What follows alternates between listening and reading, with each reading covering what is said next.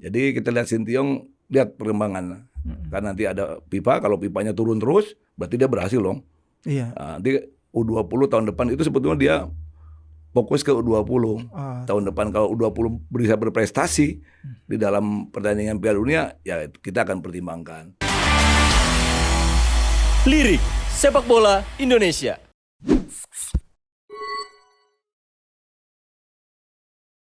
Halo sekadar, jumpa lagi bersama gue Ray Satnan. Kali ini saya kedatangan tamu yang sangat istimewa banget nih. Susah banget untuk jadwal beliau. Ada Bapak Ketua Umum PSSI, Bapak Muhammad Iryawan Paiwan. Apa kabar, Pak? Alhamdulillah. Terima kasih banyak sudah datang ke sini, ke podcast di Lirik Sepak Bola Indonesia. Gitu. Jadi di sini kita memang mau membahas putar isu-isu sepak bola nasional gitu, Pak.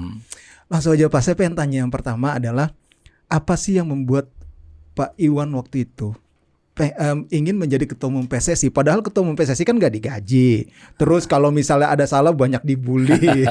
Apa sih Pak yang waktu itu membuat Pak Iwan ingin jadi ketua umum PSSI? Ya, waktu itu ada historis sebetulnya.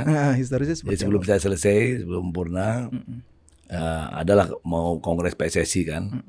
Saya pikir ini saya harus masih memberikan yang saya punya, yaitu tenaga, pikiran, otot saya yang masih saya bisa pakai untuk negara.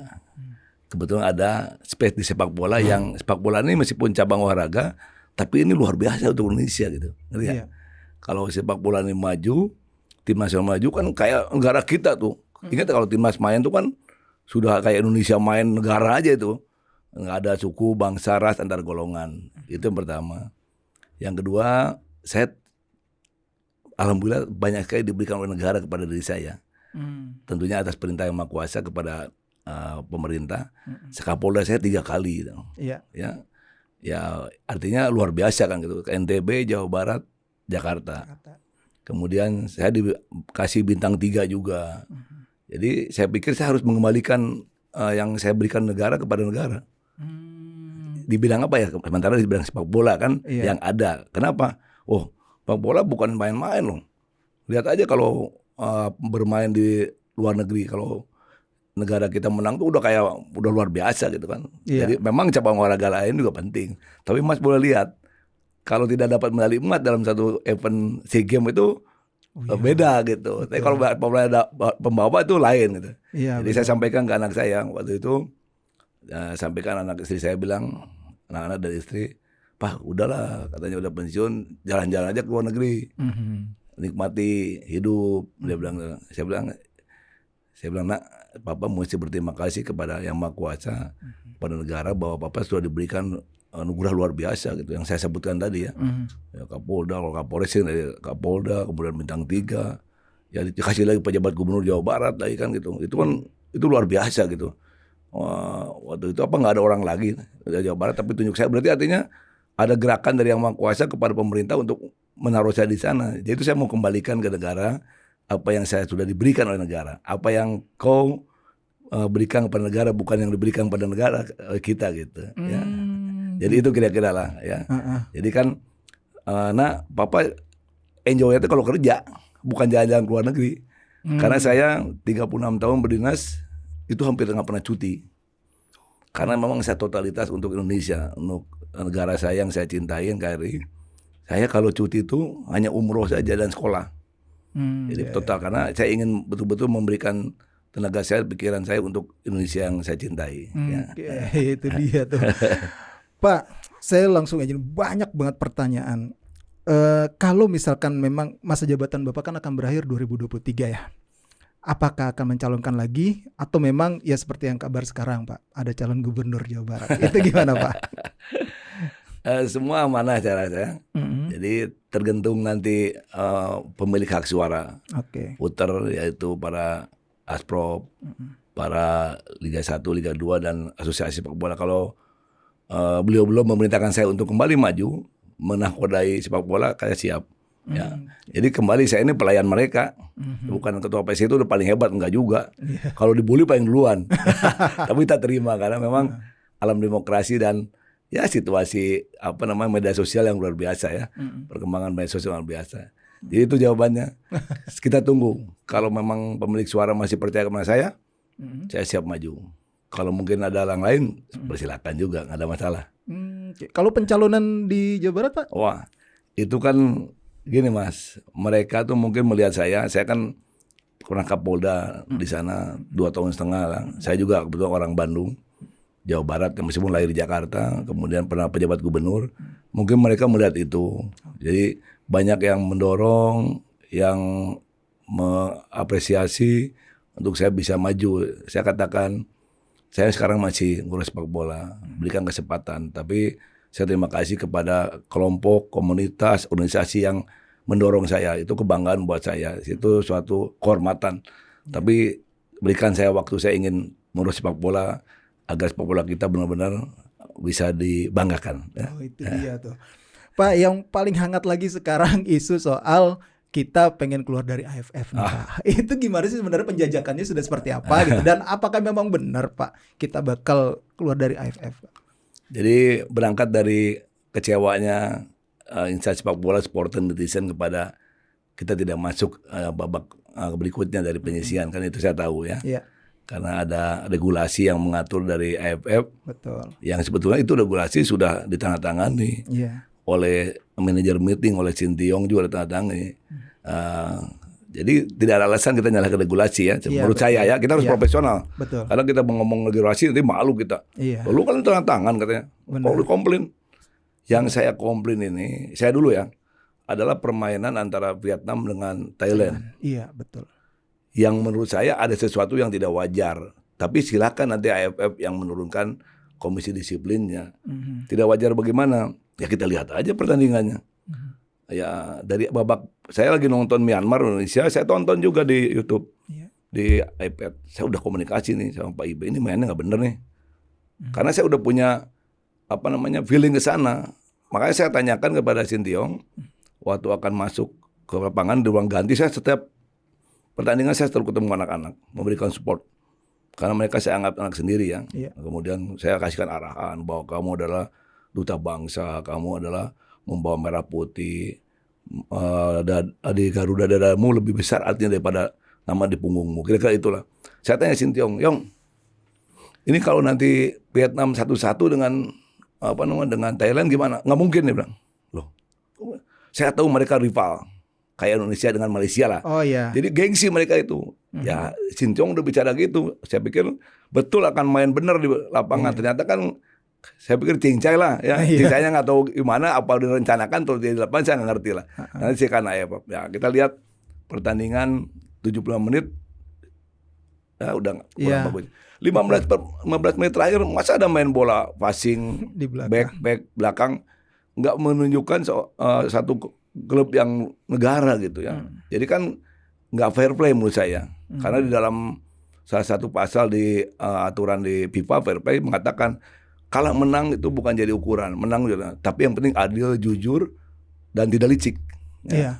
Apalagi kita mendengar ada indikasi di media sosial dan sudah rame bahwa salah satu pelatih fisik Vietnam mengatakan 70 menit kita main betul. Tapi 15 menit cincai aja atau berkawan. Masa main bola begitu? Benar. Nah, saya ingin komplain ke FIFA. Kalau FIFA bilang, maaf ke AFF. Kalau AFF bilang itu tidak menyalahin aturan, ya oke kita main bola begitu aja nanti. Betul nggak? Tapi kan rusak negara ASEAN nih. Betul. Dan itu kalau saya malu jadi ketua umum Thailand atau Vietnam, malu. Sudah bertahan Vietnam, Thailandnya nggak mau maju. Ya udah berhenti aja bola di situ. Kira-kira itu pantas nggak gitu aja. Nanti biar disimpulkan sama AFF ya. Yang kedua, memang netizen tuh cinta sekali kepada timnas kita. Makanya dengan situasi yang dikecewakan, maka ada usulan, ada saran lah kira-kira. Tentu kita terima kasih disampaikan oleh netizen bahwa saking cintanya kepada timnas sampai betul-betul terasa memukul, maka ingin keluar dari AFF lah gitu, menyawarkan ke Asia Timur. Kita tentu harus kaji ya. Kita selesaikan satu-satu dulu lah. Kita tunggu dulu protes atau komplain saya ke AFF apa hasil nanti. Yang berikut bukan kita tidak akomodir, tapi kita harus hitung dulu, kita kaji, kita harus dengan EXO harus rapat, nanti ada pakar-pakar sepak bola, apa untung ruginya kalau keluar kan gitu. Secara politis kan ini negara ASEAN, itu kan Asia Timur. Kemudian pertandingan berapa kali sih di ASEAN tuh? Di sana berapa kali? Memang ada hitungan di sana melawan tim-tim kuat seperti Korea, Jepang betul. Nah, sama berkaitan dengan kembali kan waktunya ada nggak pertandingan sesuai dengan di ASEAN dengan AFF kan gitu. Jadi terima kasih sekali lagi penjelas sepak bola Indonesia atas masukan sarannya, tapi kami akan melakukan pengkajian dan analisa yang cermat sekali berkaitan dengan cost and benefitnya ya. Iya benar. Ya. Tapi belum dibalas juga suratnya Pak sama AFF ya? Belum. Kemarin juga Presiden AFF ketemu, saya bilang cepat kita memang itu larinya ke Komdis ya. Seperti kita kan kalau Komdis berdiri sendiri. Iya. Ya, mereka otonom. Apa yang diputuskan kita tidak ikut campur. Tapi maksud kami tolonglah dicolek lah Komdisnya kira-kira gitu. Iya benar. Pak, ngomong-ngomong soal organisasi nih Pak, banyak yang mengkritik kok yang kerja esko ataupun pengurus itu aja Pak. Emang ada ya Pak yang ibaratnya cuma numpang nama gitu Pak di PSSI gitu. Kalau memang iya ada, sebenarnya ada teguran atau sanksi atau seperti apa sih Pak dari kebijakan Bapak sendiri di keorganisasian? Saya rasa enggak ya, semua juga bekerja sesuai dengan porsinya aja. Kalau ketua umum pasti lebih berat, dengan sekjen, dengan mungkin waketum, yang lain kerja. Seperti Pak Hasani kan kerja juga. Terus yang lain kalau kita dalam memutuskan kita sering rapat. Masa rapat kita umumkan sama publik kan enggak juga.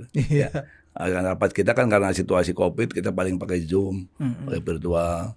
Enggak, itu salah kalau bilang itu aja orang. Yang kelihatan itu memang ya kalau enggak sesuai porsinya mungkin nggak mungkin lah. Biar timnas mungkin yang bicara Pak Hasnur kan nggak mungkin karena dia tidak membidangi. Tapi yang lainnya ada hubungan luar negeri lain sebagainya. Jadi mungkin saya rasa itu tidak benar. Yang jelas semua bekerja, EXO semua bekerja sesuai dengan kontribusinya. Pak Riyad, EXO juga komite wasit.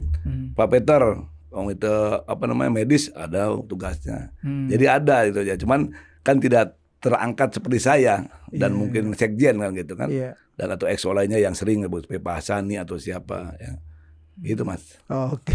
Kerja semua. Kerja semua itu dia. Jadi sudah terjawab ya teman-teman. Nah Pak, kita beralih ke kompetisi. Sekarang banyak yang minta adanya pembenahan di kompetisi nih Pak nih.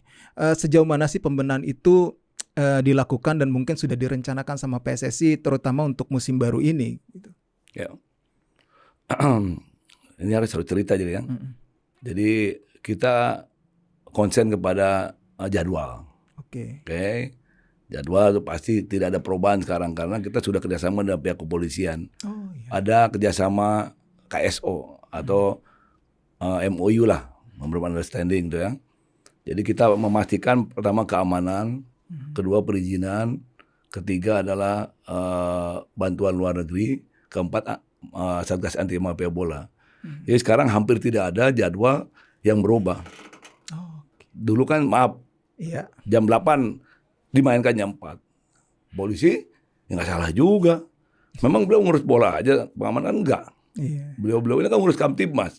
Tapi karena tidak ada komunikasi, maka teman-teman polisi tidak tahu bahwa perubahan jadwal dari jam 8 sampai jam 4 itu terjadi implikasi efek domino yang tinggi. Hak siaran, pemainnya, segala macam. Itu sudah tidak terjadi sekarang. Jadi itu bukan didiamkan, itu ada komunikasi. Ada koordinasi dengan pihak kepolisian. Kemarin kami sebelum rapat koordinasi di Menpora, itu rapat dengan pihak kepolisian. Saya, asisten operasi Kabah Intel, bicara dengan seluruh jajaran di tempat pertandingan tersebut.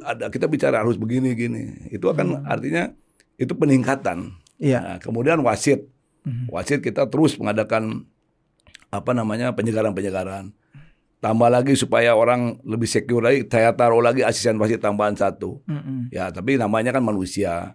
Tidak luput dari kesalahan ada saja. Tapi itu kan sudah usaha kita untuk menyempurnakan kompetisi gitu. Kemudian yang lain ada subsidi-subsidi yang diberikan lebih sekarang. Kayak kemarin tuh kita sampai defisit banyak tuh, Pak Lul pusing tuh. Tanyain aja berapa puluh miliar itu. Karena apa? Ya kemarin kita tanggung semua waktu masih pola lama ya, belum sekarang home and away. Sekarang dulu tanggung hotel, tanggung perjalanan, tanggung. Sekarang kan masih lumayan. Kemarin juga PCR antigen tidak masuk dalam kontrak, sehingga kita suka tidak suka kita tanggung karena kita harus jalan kompetisi. Jadi perbaikan menurut saya kalau saya jelaskan cukup banyak ya. Ya bagaimana kita konsen terhadap supaya kompetisi tepat waktu. Saya tanya ada meleset nggak, Cang? Enggak sih, belum ada. Nggak pernah. Iya, Nah, itu tolong dikaji. Jadi Benar. saya konsen itu karena saya tidak mau publik kecewa dengan kita bilang Maret atau Mei. Sekarang udah nggak ada lagi, Mas. Karena saya pimpin rapat sendiri berkaitan dengan kompetisi. Ya. Sekarang itu tadi barusan dari LIB saya tanya bagaimana perkembangannya lain sebagainya. Sekarang udah berjalan kan Liga 1 kan. Kita harus tanya karena ada home away sekarang beda lagi. Iya. Tapi prokes tidak boleh diabaikan juga meskipun sudah bebas tapi tetap harus juga seperti coach supporter. Nggak gampang kita meyakinkan pemerintah supporter 75% itu nggak gampang. Orang aja tidak tahu. Ada yang nggak tahu. Ada yang bertanya, Pak Iwan, kok PSSI masih ada setahun 8 bulan nggak ada sponsor, nggak ada yang nanya. Saya tanggung sendiri karena saya ketua umum.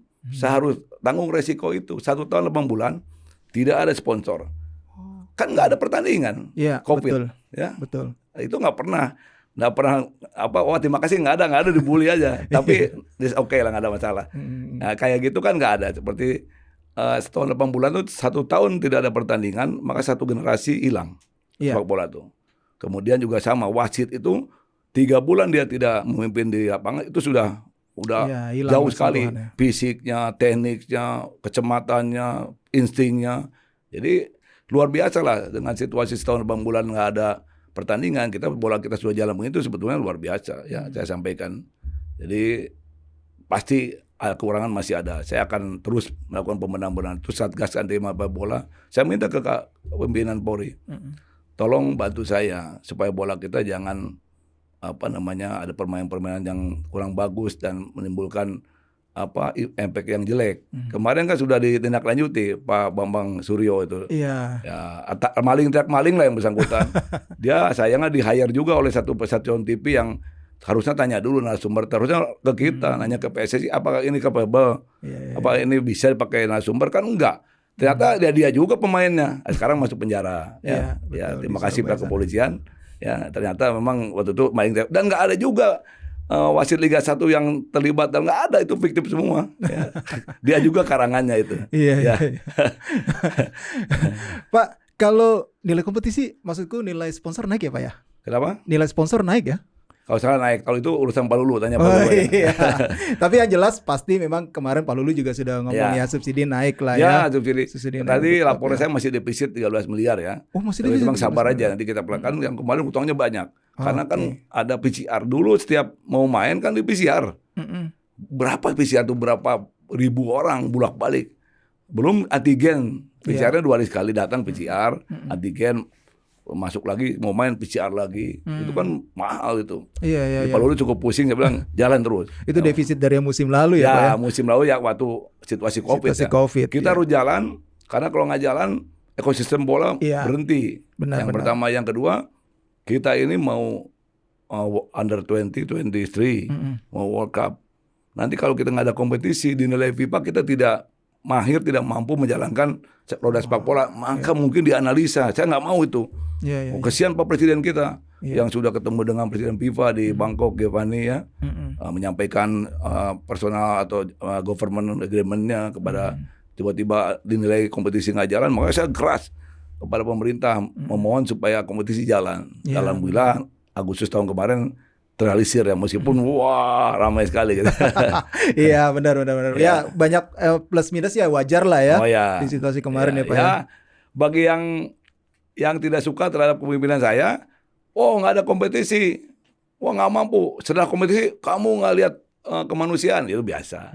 Karena dalam kehidupan menurut saya 50 orang suka, 50 tidak. Jadi buat saya jalan aja. Nah Pak, ngomong-ngomong kompetisi usia muda ini juga kan menjadi sorotan juga nih Pak nih sekarang gitu. Bahkan kabarnya cuma berlangsung singkat nantinya gitu. Padahal kan butuh banget kita untuk pembinaan grassroots gitu Pak.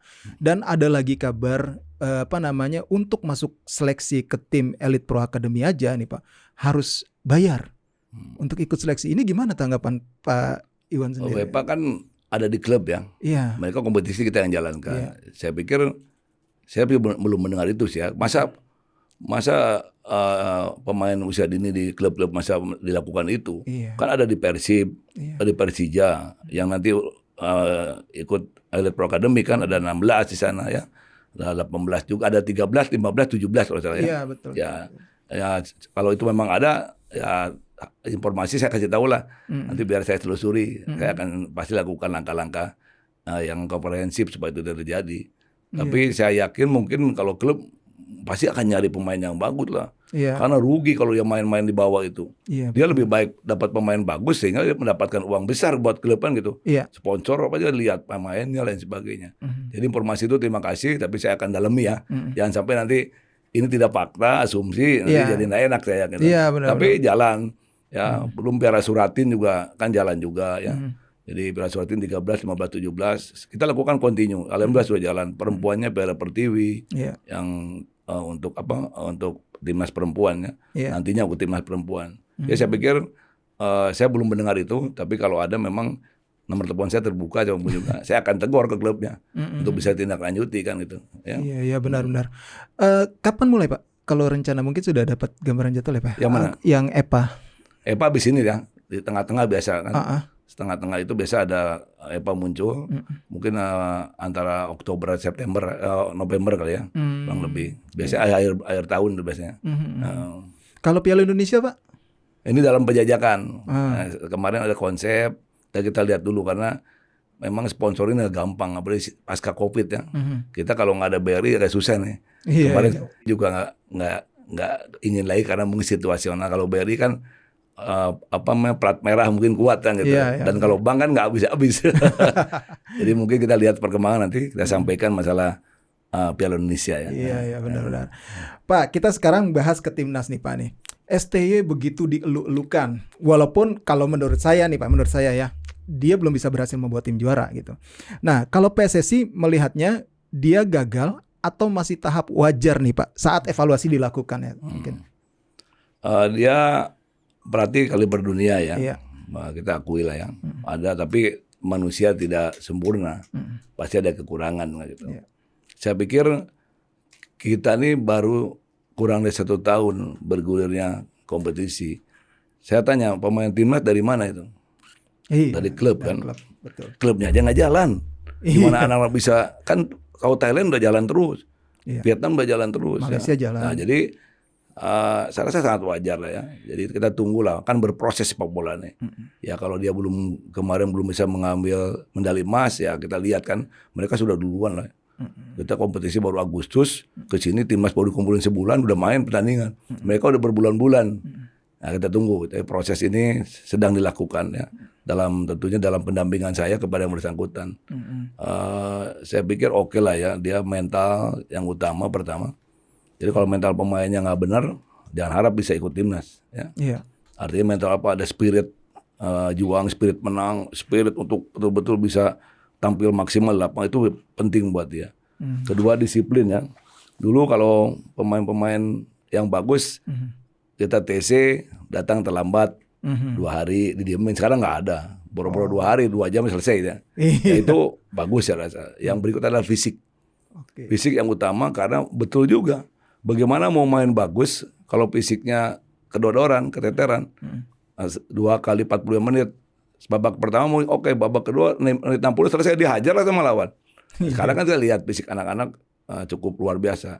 Waktu latihan fisik pertama saya ikut sama dia. Ya sambil ikut melihat ya, sambil lari-lari.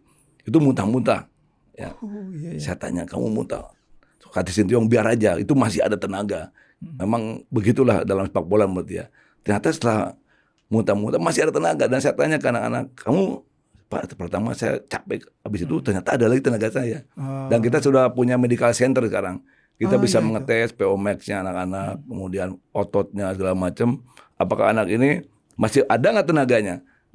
Terus ototnya apakah pas di back atau di belakang, lain sebagainya, di depan, di tengah gitu. Itu sudah ada kita punya. Dan sport science-nya kita lakukan untuk menempatkan anak-anak di posisi mana sesuai dengan apa yang disampaikan oleh Sintayong kepada saya. Ya. Iya. Nah kalau Sintayong nih Pak, kan bakal habis kontraknya juga tahun depan nih Pak. Parameter seperti apa nanti yang dilihat sama PSSI untuk melanjutkan atau tidaknya seorang Sintayong Pak? Ya, dia itu kan pegang 3 kelompok umur. 20 atau 19 sekarang, 23 dan senior. Sebetulnya saya sampaikan ini 3 kelompok umur apa nggak berat. Tapi dia bilang saya ingin itu.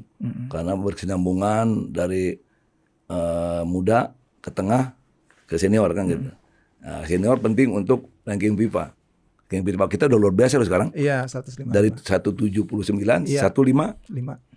Bayangin aja, itu target saya memang waktu kongres. Oke. 150 tuh. Mudah-mudahan nanti lawan Karakau September mudah-mudahan bisa menang lagi. Terus lawan India mungkin kalau jadi ya kita bisa menang, turun lagi nih tuh nanti. Iya. Ya doakan ya.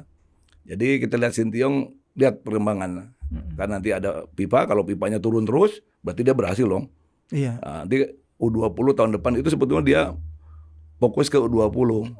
Tahun depan kalau U20 bisa berprestasi di dalam pertandingan Piala Dunia, ya kita akan pertimbangkan. Ke depan kan masih ada setahun lebih lah. Kita lihat di situ. Ada SEA Games nanti, ada Piala AFF nanti, Benar. Suzuki lah. Kita tunggu lah. Karena kita berikan dia kesempatan untuk berproses. Karena sepak bola adalah harus pakai proses, tidak tiba-tiba. Vietnam 10 tahun membangun sepak bola. Saya kan baru 3 tahun juga di PSSI ini. Ya kita konsen karena saya ingin kembali lagi sepak bola kita betul-betul bisa dibanggakan lah ya. Baik timnas maupun kompetisinya. Itu dia. Pak, program timnas ke depan dalam waktu dekat lah Pak ya. Untuk timnas senior tadi Bapak udah sebut ada uji coba friendly match ya. 2 kali uji coba ya Pak. Ya. Rencana Kurakau sama India di September nanti. Ya. Mainnya di sini Pak, di Jakarta? Ya, pokoknya di Indonesia ya. Oh, di Indonesia. Ya, tapi kita lihat dulu nanti lapangan yang kira-kira pas dan kosong, yang betul-betul bagus, akan bermain dengan luar ya. Iya. Kita tunggu, nanti lagi sedang digodok nih. Oke, timnas U19 TC di Eropa jadi Pak? Mereka akan kita panggil. Sinteyong sekarang kan sedang cuti ya.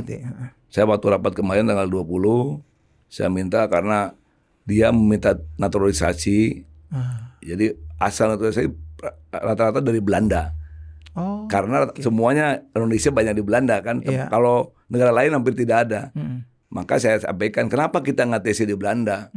Supaya nanti ketemu pemain-pemain tinggal tunjuk, ayo latihan. Oh bagus, korek, bagus. Kalau ke Indonesia kan mesti ke Indonesia lagi. Makanya akan diputuskan kira-kira menjelang 10 hari sebelum cuti ke Belanda atau ke tempat lain. Jelas pasti keluar. Ya. Saya meminta negara-negara yang mempunyai kemajuan sepak bola yang tinggi supaya kita bisa belajar dari sana dengan tim-tim yang ada ya. Kalau di Belanda kan banyak juga tim-tim bagus sana. Iya. Selain itu bisa melihat tim anak-anak naturalisasi yang akan diambil sehingga nggak usah jauh-jauh ke sini. Sinteyong sambil TC sambil melihat klub-klub sana bertanding sambil melihat mana yang turunan naturalisasi atau mana yang turunan Indonesia kita bisa naturalisasi kan gitu. Itu keinginan saya. Kita tunggu 10 hari menjelang dia pulang, kita pastikan ke Belanda atau tempat lain. Tapi kemungkinan besar ke Belanda ya. Kemungkinan besar ke Belanda. Pak, naturalisasi perkembangannya seperti apa sekarang yang Sandy Wall, Sen Patinama dan juga Jordi? Saat ini sedang di DPR. DPR sedang reses. Kita tunggu. Biasa kalau sudah presiden tanda tangan, insya Allah lah ya. Jadi mau menunggu para pecinta sepak bola karena harus ada administrasi yang dilalui. Jangan sampai kayak Macron. Katanya ada turunan, sampai sini tidak ada 5 tahun nunggu dulu, baru bisa menjadi warga negara Indonesia. Jadi ini penting karena akan dipakai nanti yang senior nih menghadapi mungkin SEA Games, kemudian FIFA Matchday. Kemarin kan untung kita lolos kualifikasi Piala Asia kan. Nanti kan akan bertemu lagi, itu penting mereka tuh tiga orang. Mungkin duluan Jordi sama Sandi ya. Tapi Sen Patinama sedang proses dari bawah karena memang belakangan dia gitu. Jadi netizen tenang aja ya. Yang terpenting naturalisasi bukan keinginan ketua umum ya. Itu keinginan Sinteyong. Kita harus memberikan kesempatan buat Sinteyong untuk mencari naturalisasi karena mungkin dianggap penting untuk mengisi tempat-tempat tertentu oleh yang bersangkutan. Nah, itu dia tuh. Selain itu progres tempat TC Timnas seperti apa Pak sekarang? Kemarin kan UPI ya, di Bandung ya. Gitu. Apakah memang sudah ada selain itu memang sudah rencana mau bangun tempat TC nih Pak? Membangun TC itu tidak murah. Iya, betul. Waktu saya jadi ketua umum, saya tulis surat ke presiden. Saya minta tanah di GBK itu 5.000 hektar. Maaf, 5.000 meter. Pertama untuk kantor lah. Tapi Covid. Masa saya minta lagi? Udah Covid kamu nggak tahu diri ketua umum lagi Covid minta. Jadi saya berhenti memang. Berhenti lama tuh. Nah, sekarang kita nyari sebelum permanen, maka ada UPI. UPI ke sementara. Permanen sedang kita terus mencari. Kemarin XO saya Bu Pipin menawarkan ke saya ada di Banten International Stadion. Itu masih ada tanah besar. Nah, kita akan lihat nanti kalau itu bisa dihibahkan kepada kita terus dibangun tidak mungkin, pasti mungkin saja ya. Kan nggak terlalu jauh juga ya. Hanya 2 jam mungkin dari sini. Tapi kita tunggu dulu. Bu Pipin mau bicara dengan gubernurnya. Mungkin perjuangan DPR kalau bisa dihibahkan 10 hektar kan kita pakai gitu. Itu yang lain sedang kita jajaki. Yang jelas tempat untuk sementara di UPI sudah betul-betul siap. Ada medical center, ada sport science, pusat kebugaran, kolam renang, ada jogging track, ada rumah sakit, ada hotel, ada lapangan, lengkap semuanya. Kita pakai dulu aja gitu kan. Ya, jadi memang saya pikir ini menjadi isu yang luar biasa, tapi kan tidak mudah. Kita aja sekarang terseok-seok, baru kena COVID. Beli lapangan, beli tanah kan mahal. Ya kita berharap ke pemerintah untuk membantu itu. Itu udah termasuk nanti akan bangun kantor PSSI, Pak? Ya, kalau keinginan saya PSSI tetap di Jakarta ya. Ya, karena banyak komunikasi, banyak berhubungan di Jakarta kita. Tapi kita lihatlah kalau memang harus di sana kan nggak masalah juga. Di tempat-tempat lain juga ada di luar kota rata-rata. Tapi saya berkeinginan tetap di Jakarta. Mungkin bisa dekat kantor KONI yang ada di lapangan tembak. Ya. Saya jarang menjajaki juga. Apa kita bisa bagi 2 sama KONI, sebagai 3, tapi belum diskusi secara intens masalah itu ya. Iya Pak, ini kita sebelum kita wawancara kami sudah melempar ke Instagram dan Twitter nih Pak nih. Siapa nih yang mau nanya sama Pak Ketum nih? Kita sudah memilih 3 pertanyaan seenggaknya. Nah yang pertama ada ini Pak, dari Widodo. Ini dari Instagram ya. Instagram.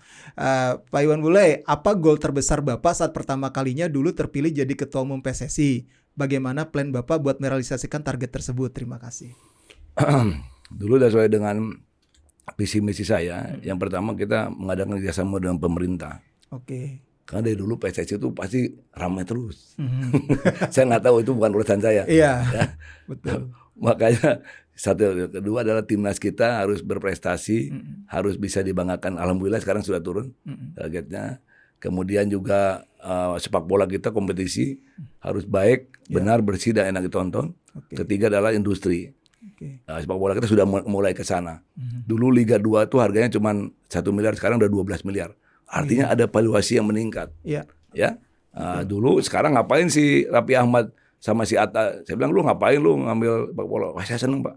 Saya udah percaya sekarang. Jadi meningkat. Artinya semua ekosistem berputar dong. Itu target saya. Pemain mahal. Wasit kesejahteraan meningkat. Barusan saya minta naikin lagi tuh wasit itu, kepala Ulu saya panggil naikin lagi. Dulu 3,5 juta per pertandingan, sekarang 10 juta. Artinya ada kenaikan 300%. Itu paling besar wasit di ASEAN ya.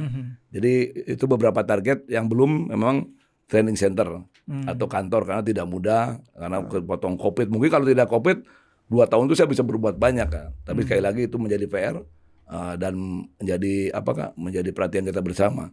Itu kira-kira, jadi tadi ada timnas, alhamdulillah sekarang, kemudian sekarang bisa lolos Piala Asia. Kapan terakhir kita lolos Piala Asia? 15 tahun lalu, 2007 saat jadi tuan rumah ya. Bukan hebat saya, tapi program saya yang memang disiapkan untuk menuju ke sana. Jadi salah, bukan saya hebat, bukan, saya hanya pelayan dari sekian yang ada di PSSI ya. Kalau ke timnas paling saya ngasih semangat. Yang hebatnya pemain lah sama manajer sama pelatih kan gitu. Jadi itu kira-kira yang saya targetkan. Alhamdulillah mudah-mudahan bisa terrealisir semuanya ya. Termasuk TC ini sedang terus kita berusaha ya. Itu dia. Ya, selanjutnya kita lihat ini dari Instagram juga. Saat ini banyak klub Liga 1 tidak memenuhi regulasi klub profesional AFC, Pak. Ya memang kalau nggak salah sekitar 6 ya atau 8 gitu yang sudah AFC license ya. Terus baik itu dari segi infrastruktur ataupun lainnya. Banyak klub yang mendaftarkan stadion bukan di domisili klub itu berasal. Apakah tidak ada keinginan bagi PSSI memangkas jumlah klub, ini yang intinya nih, memangkas jumlah klub peserta Liga 1 agar secara profesional bisa lolos kriteria AFC itu Pak? Ya kita kan sudah ada aturannya mengatur ini ya. Statuta ya. Ya kan kita tidak bisa begitu saja klub-klubnya. Kemudian banyak klub yang mendapatkan stadion memang nggak mudah. Rata-rata klub kita bukan dari luar. Kalau Ajax sudah punya stadion kan, Johan Cruyff, Chelsea, Inter Milan, Manchester United ada. Karena beda memang kan. Kita kan hampir belum ada. Semua masih punya pinjam. pemerintah. Jadi insya Allah lah percaya kepada proses. Lama-lama mungkin sekarang Persib katanya mau kontrak GBLA 30 tahun. Itu pun luar biasa. Mungkin nanti bisa punya stadion sendiri kan. Sekarang kan hampir belum ada kita klub yang punya stadion kan. Yang sendirilah. Arema main di Kanjuruhan ya. Kemudian Persibaya masih di Bung Tomo. Persija juga masih nyari sekarang. Jadi mohon sabar, itu memang harus memerlukan waktu dan industri bola meningkat betul sehingga bisa membeli lapangan ya. Mudah-mudahan lah, insya Allah pasti ada. Apalagi? Kalau yang ini kan sudah pasti Bapak jawab tadi ya, jabatan terakhir 2023 itu tadi udah jawab sama Bapak ya. Nah ini ada lagi dari Twitter nih. Apa yang membuat Bapak tertarik untuk menjadi seorang ketua umum PSSI? Jika ada hal lain yang membuat Bapak tertarik saat ini, mana yang akan Bapak pilih? Masih tetap menjabat sebagai ketua PSSI atau double jabatan atau meninggalkan salah satunya? Jadi kalau misalkan sekarang, tadi kan Bapak sudah kasih tahu ya kenapa tertarik jadi ketua umum PSSI ya. Itu tadi. Terus kalau misalkan sekarang ada yang membuat Bapak tertarik lagi nih, gitu. Apakah mau double jabatan atau pilih salah satu, Pak? Ya itu sudah terjawab ya.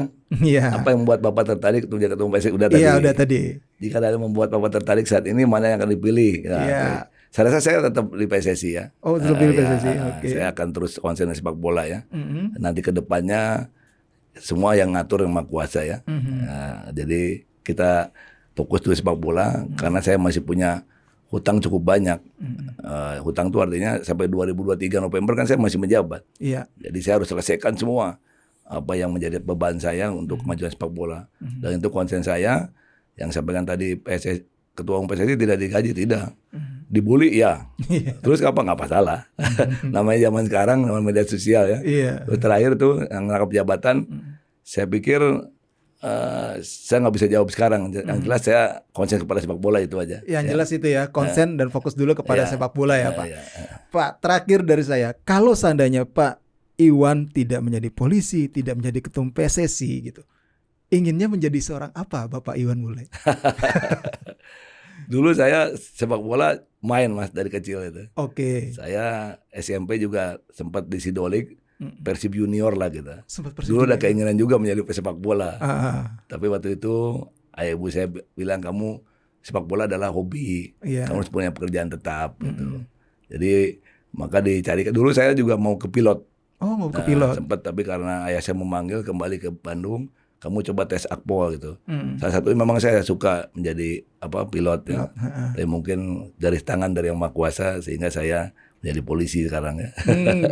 Ketua PSSI sekarang. Ketua PSSI sekarang. Pak Iwan, terima kasih banyak buat waktunya, jawaban-jawabannya, sehat-sehat terus dan sukses terus. Semoga timnas kita makin berprestasi dan PSSI semakin lebih baik. Amin. Terima kasih. Oke, Skorer, sampai sini dulu perbincangan kita dengan Ketua Umum PSSI Bapak Muhammad Irawan. Saya Rasatan mewakili seluruh tim yang bertugas mengucapkan terima kasih. Sampai jumpa lagi.